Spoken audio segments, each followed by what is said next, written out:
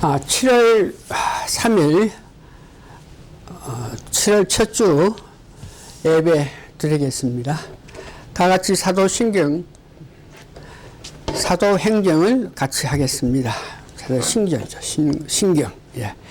전능하사 천지를 만드신 하느님 아버지를 내가 믿사오며 그 외아들 우리 주 예수 그리스도를 믿사오니 이는 성령으로 잉태하사 동정녀 마리아에게 나시고 본디오 빌라도에게 고난을 받아사 십자가에 못 박혀 죽으시고 장사한 지 사흘 만에 죽은 자 가운데서 다시 살아나시며 하늘에 오르사 전능하신 하느님 우편에 앉아 계시다가 저리로서 산자와 죽은 자를 심판하려 오시리라.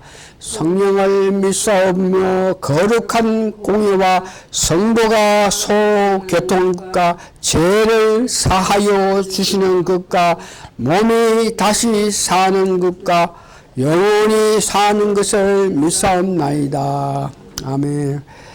찬송가 202장 죄에서 자유를 얻게 하면, 죄에서 자유를 얻게 하기 위해서 어떤 것이 필요한지 찬송으로 통해서 고백하기 바랍니다. 보혈 예수님의 피입니다.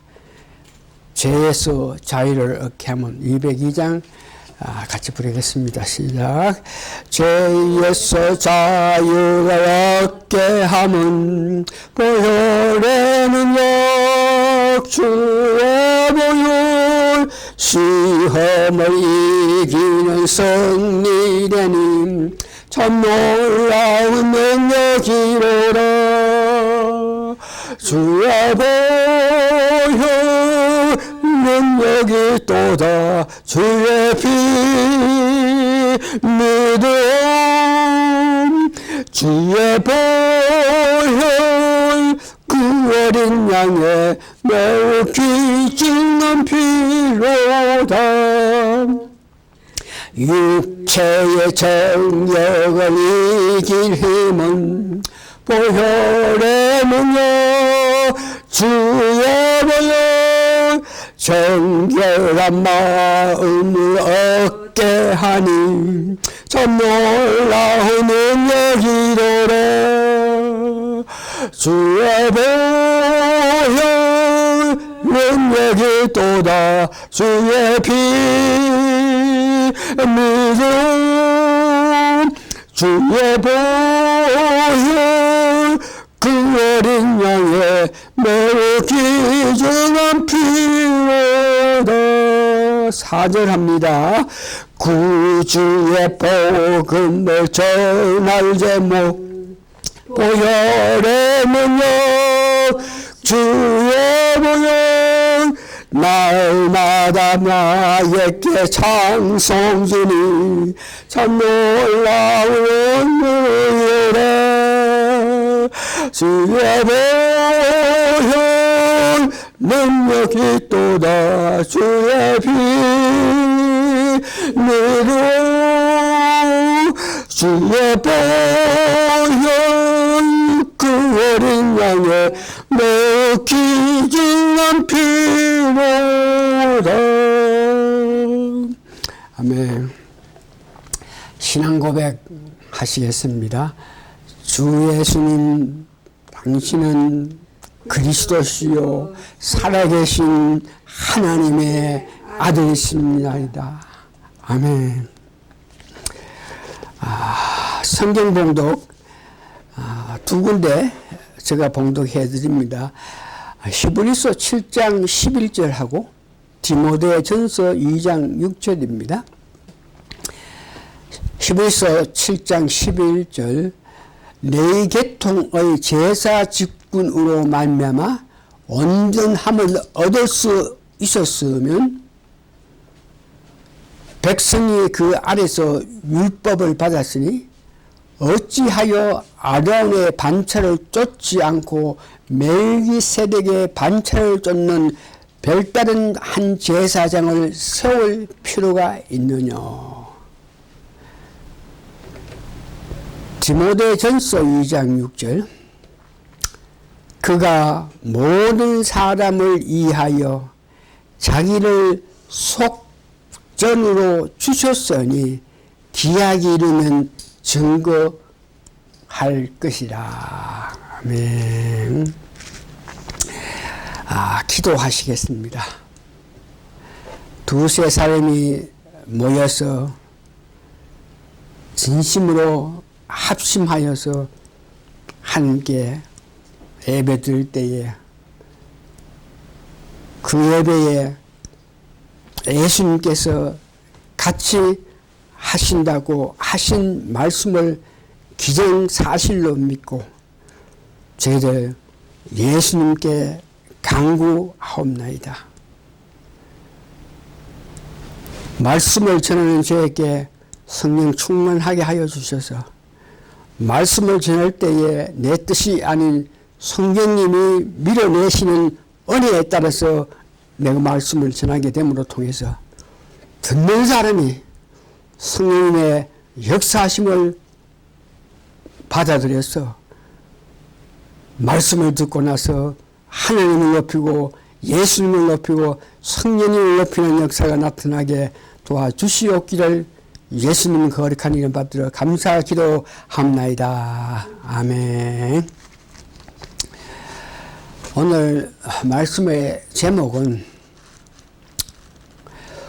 구약의 5대 제사와 신약의 완성된 십자가의 역사입니다. 구약에서는 이스라엘 백성 하나님께 나갈 수 있는 경건한 그 방법은 대제사장이 5대 제사로 통해서 이루어지는 것입니다. 하나님께서 이제 제단에서 나와 만나자. 하나님을 만날 수 있는 것은, 하나님께 은혜 받을 수 있는 것은 5대 제사로 통해서 일어난다는 것이죠. 그런데 신약에 와서는 그리스도의 완성된 십자가로 그 역사를 이루게 됩니다. 이는 신약에 와서는 우리는 구약처럼 하나님의 은혜를 받기 위해서, 하나님께 나아가기 위해서 수많은 노력, 수고, 정성, 물질, 희생을 하면서 하나님 앞에 나아갈 수 있는데, 우리들은, 제중에 속한 우리는 순전히 예수님께서 우리를 위해서 은혜를 베풀어 주셨기 때문에 우리가 구원을 받고 하나님 자녀로서 그리스도를 받아 새 예루살렘을 향하여 달려가고 있는 것입니다. 그래서 오늘은 그 5대 제사를 세 등분하고 역시 십자가의 도 또한 세 등분하면서 5대 제사와 예수님의 십자가 도가 서로 일치한다는 것을 여러분들께 말씀드립니다. 이 말은 저희들이 깊이 마음새겨야 될 것은 5대 제사를 드린 것 같이 그 번거로움 없이 우리는 십자가의 도로 말미암아 하나님께 기쁘게 나아갈 수 있다. 하나님을 기뻐하시는 삶을 살 수 있다는 것을 말씀드립니다. 5대 제사는 번제와 소제와 화목제와 속죄제와 속건제를 5대 제사를 하는데, 그 중에 이 번제와 소제를 한 묶음으로 묶어서 우리 이해하기를 바라는데, 첫 번째 번제하는 것은 짐승에게 자기의 죄를 전가하여서 그 짐승에게 안수하고 잡아서 피를 받아서 희망과 범죄단 사명에 뿌리고 각을 뜹니다. 범죄를 드리기 위해서 가죽을 벗기고, 가죽을 벗긴다 하는 것은 위선과 거짓, 외식, 가식 없게 한다는 뜻이죠. 그러고 짐승의 뿔을 자르고 교만한 다른 사람을 아프게 하는 이런 것들을 뿔로 자르고 다리를 절단하고, 다리를 절단한다 하는 것은 세상을 향한 그 발, 그 다리를 절단해서 세상을 향하지 못하게 하고, 내장과 정갱이를 물로 식어서 단위에 불살라 범죄되는 겁니다. 내장과 정갱이를 물로 씻는다 하는 그 뜻은 마음의 시기라든지 질투, 혈기의 불편을 다 씻는다는 것입니다. 산정을이지만 완전히 죽어야 하나님이 받습니다. 이것이 번제입니다. 두 번째 소재 제사가 있는데, 피 없는 제사로 단독으로 드리는 것이 아니고 다른 제사와 함께 드리는 것입니다. 소재에는 곡식을 곱게 빻아서 고운 가루를 만듭니다. 곡식을 곱게 빻는다 하는 것은 그리스도의 인생이 완전히 가루가 된 것을 말합니다. 소재를 드리는 사람은 혈기가 죽어야 하고 완전히 자존심이 부서져야 합니다. 소재를 드리기 위해서 고운 가루와 기름과 한유와 소금 이렇게 네 가지가 들어가서 그것을 반죽하고 섞어가지고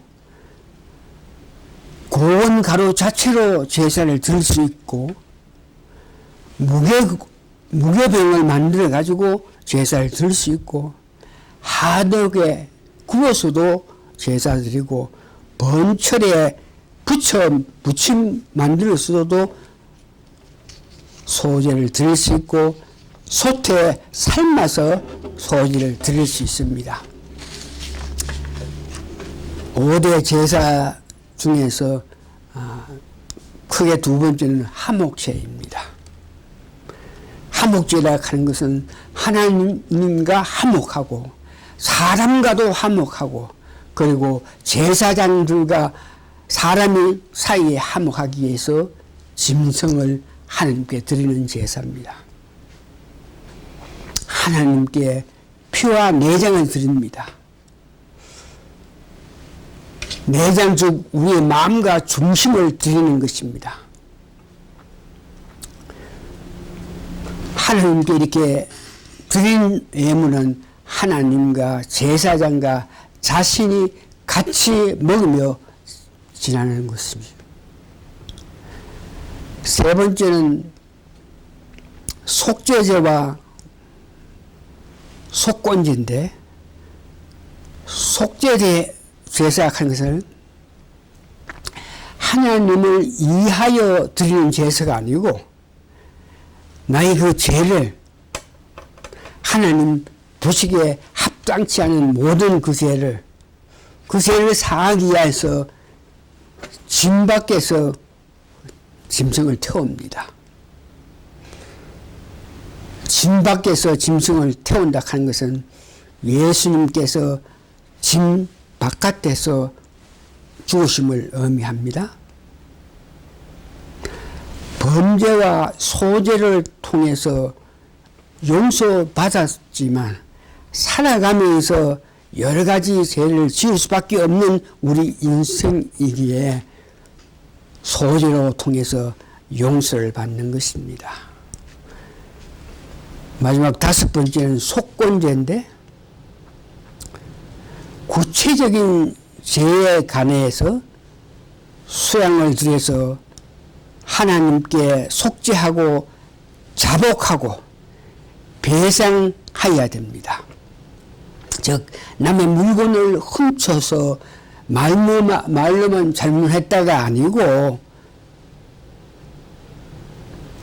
그것을 반드시 배상하여야 된다는 것입니다. 구약의 5대 제사에 대해서 말씀드리고, 신약의 십자가의 도를 세 번 해보면 첫 번째에 대속하심입니다. 이 대속하심은 디모데전서 2장 6절에 있는 내용대로 예수님께서 죄 중에 속한 우리를 위하여 십자가에서 물과 피를 다 흘리면서 죽음으로 통해서 구약의 범죄와 소재를 통하여 죄 없이 된과 같은 것입니다. 구약은 수시로 범죄와 소재를 통해서 죄사함을 받아야 하나, 신약은 우리는 예수님께서 한 번 하늘의 지성소에서 우리를 위해서 제물이 되어 피를 흘리기 때문에 우리는 영원히 죄사함을 받고 사는 것입니다. 예수 그리스도께서 우리를 위해서 대속하신 이 말씀이 구약의 번제 드리고 소제 드리는 것과 똑같은 역할을 합니다. 그러나 구약에서는 번제와 소제를 수시로 해야 되겠지만 신약에서 한 번 예수님이 우리를 위해서 십자가에 못 박혀 돌아가신 그 은혜로 말미암아 계속 드릴 것이 아니고 한 번 그 은혜를 믿음으로 가져서 대속함을 받고 사는 것입니다. 십자가에 누워서 두 번째는 화목해 하십니다. 고린도후서 5장 17절에서 19절인데, 구약에서는 하나님과 화목하기 위해서 화목 제사를 지내야 됩니다. 신약에 사는 우리는 예수님께서 우리를 위해서 십자가에 고난당하시면서 죽기까지 하시는 것을 예수님께서 보시면서 예수님의 그 은혜로 하나님께서 죄짓고 하나님 멀리했던 그 백성을, 그런 죄진 그 백성을 예수님의 십자가의 은혜로 말미암아 하나님이 그 죄짓고 도망가는 그런 백성일지라도 화목해서 하나님이 죄진 그 백성을 향해서 얼굴을 돌려 보살피게 되는 것입니다. 예수님의 은혜로 인간의 죄로 말미암아 하나님과 멀리 갔던 그 관계를 예수님의 피공동을 통해서 하나님이 예수님을 보아서 우리를, 죄진 우리를 보시면서 우리를 위해서 역사하신 것이 화목하게 하심인데, 이것은 예수님의 은혜가 되는 것입니다. 세 번째, 십자가의 도 가운데 만족하셨다. 요한 1서 2장이죠. 저는 우리 죄를 위하여 화목 제물이니 우리만 이해할 뿐 아니요 온 세상의 죄를 이함이라. 여기에 해석상 좀 오류가 있는데 화목이 아니고 만족으로 해석해야 됩니다. 고린도후서 5장 18절에 그 화목은 reconciliation이라 그러고, 요한 1서 2장 2절에 화목이라 하는 것이 화목이 아니고 영어는 proportion, 즉 만족하셨다는 것입니다. 예수님께서 순종하여서 십자가에 죽으심으로 하나님께서 만족하셔서 신약에 사는 우리가 직접 하나님께 나아가서 죄를 고백하면서 살 수 있다. 하나님께서 예수님의 십자가에 고난당하시는 예수님 하신 모든 것을 보시면서 만족하셨기 때문에 우리가 살다가 죄를 지으면 우리가 직접 하나님께 직접 고해 바침을 통해서 우리 죄를 용서받는 것입니다. 이는 요한일서 1장 9절에 하나님은 미쁘시고 어려워서 우리의 죄를 고백할 때 용서하여 주신다는 것입니다. 구약처럼 속죄 제사를 드리고 속건제를 드리면서 죄를 용서받는 것이 아니고 이미 예수님께서 우리를 위해서 십자가에 고난 당하신 것을 그 일을 만족하게 보신 하나님께서 우리가 직접 하나님께 나아가서 우리의 잘못을 우리가 죄의심을 고해 바쳐서 고백하면은 하나님께서 용서하신다는 것이죠. 이 제사를 드리기 위해서는 구약에 제사장이 있고 신약에 또한 대제사장이 있습니다. 구약의 제사장의 자격을 보면 레인이어야 되고 육체에 흠이 없어야 되고 몸이 더럽지 아니한 바른 정언을 한 자가 구약의 제사장의 자격을 갖고 있는데 그 구약의 제사장의 그 임무는 성막 안에서 모든 일을 하고 백성들을 판결하고 축복하기도 하고 특별히 율법을 가르칩니다. 그래서 율법으로 통해서 죄를 알게 하시는 것이죠. 신약에 대해서 제사장의 역할은 교회 담임 목사가 구약의 제사장 역할을 신약에서는 교회 담임 목사가 제사장 역할을 하게 되는데 교회 담임 목사의 그 자격은 흔히 우리가 아는 교회 담임 목사 안수 받아야 되고 소명이 있고 신학 교육을 잘 해야 되고 형식적인 자질을 중요시하고 있으나 교리적으로 볼 때에 보면은 아래와 같이 그 자격, 목사의 자격을 이야기하는데 중생했을 때 성령님께 받은 은사에 의거해서 건전한 신앙인이 되어야 됩니다. 그래서 주의 몸인 교회에서 목사가 되기를 원하는 사람은 충분한 헌신을 한 경험이 있어야 됩니다. 그 헌신을 하는 동안에 교인들을 가르치고 교인들 앞에서 자기가 가진 은사를 나타내서 교인들로부터 저 사람은 하나님 주신 가르치는 은사를 가졌고 우리를 지도할 수 있는 그런 은사를 받았기 때문에 교인들이 그걸 보면서 목사할 수 있는 사람이라 하는 것을 인정받아야 된다는 것이죠. 교회에서만 인정받는 것이 아니고 가정에서나 사회에서 칭찬을 받는 사람이 되어야 된다. 교회를 통치하는 것이 아니고 봉사하며 섬기는 자세를 임할 수 있는 사람이 교회의 담임 목사가 되는 것입니다. 그의 임무는 사랑과 믿음의 본이 되어야 되고 말씀을 잘 가르쳐서 가르치는데 설교도 잘해야 되고 성경 공부도 잘 가르쳐야 되고 사경회를 할 수 있는 그런 말씀의 은사를 받은 사람이 되고 구역 공부에 구역 예배에서 말씀을 잘 가르치고 가정교육 이렇게 말씀을 잘 가르쳐서 이단으로부터 보호받을 수 있는 사람이 되어야 됩니다. 그렇게 해야 될 임무를 가진 사람입니다.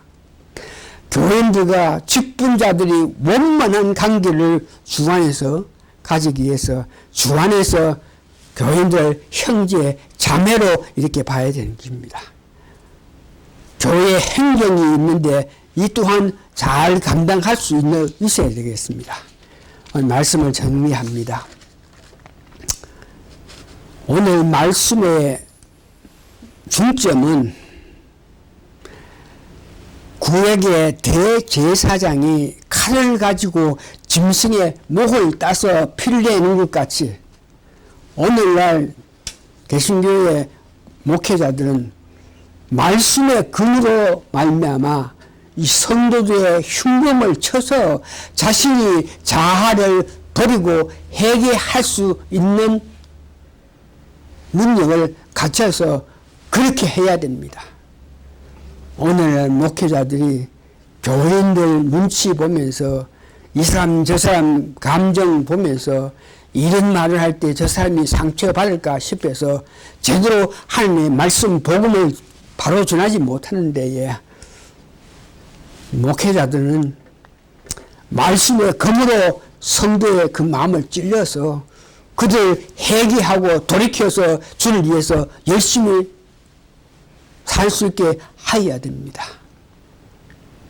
이런 모든 일은 다시 한번 성령님께 강하게 역사하여야 되는데 성령 충만한 성령 세례를 강하게 받은 그 목회자들이 이와 같이 말씀으로 성도들에게 가르치고 그들의 아픔을 위로해 줄 수 있는 것을 알 수 있는데 다시 한번 결론적으로 목회자들은 성령을 강하게 받아야 되고 또한 성도들 역시 성령을 강하게 받아야만 된다는 설교를 담대히 해서 교인들이 다 거듭나서 또한 성령 세례를 강하게 받는 사람이 되게끔 계속적인 가르침, 계속적인 기도, 계속적인 관심과 사랑이 필요한 것입니다. 오늘 말씀 이렇게 정리하면서 다 마치겠습니다. 아멘.